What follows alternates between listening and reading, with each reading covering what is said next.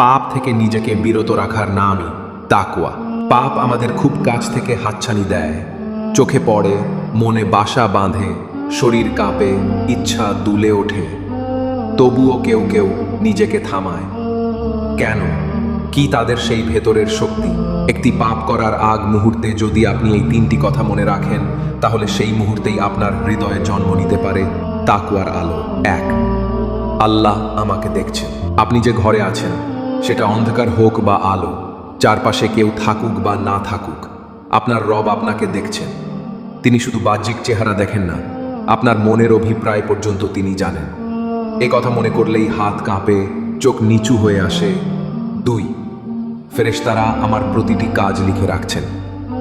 আমার ডান পাশে একজন ফেরেশতা আছেন, তিনি লিপিবদ্ধ করছেন আমার প্রতিটি ভালো কাজ। আর বাঁ পাশে আরেকজন ফেরেশতা লিখে চলেছেন আমার প্রতিটি ভুল, গুনাহ, চোখের চাহনি, মনের ভিতরে লুকানো পাপের ইচ্ছাও বাদ যাচ্ছে না। আমি যা ভুলে যাই, তারা তাও ভুলে না। এই আমলনামা একদিন কিয়ামতের ময়দানে আমার নিজের হাতে তুলে দেয়া হবে। ভাবুন তো, পাপ করার সময় একজন ফেরেশতা তা লিখে নিচ্ছেন, আর আমি নির্লজ্জের মতো তা করে চলেছি। কি লজ্জা, কি ভয়!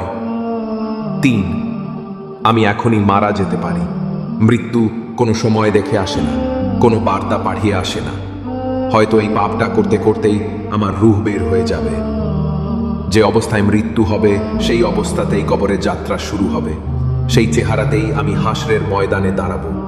আমার কি প্রস্তুতি আছে এমন এক মুহূর্তের জন্য? প্রিয় ভাই ও বোন, এই 3টি কথা আপনার অন্তরের গভীরে গেঁথে দিন। পাপের দ্বারে পৌঁছে গিয়েও যদি আপনি নিজেকে ফিরিয়ে আনতে পারেন, সেটাই আসলে তাকওয়ার আলো।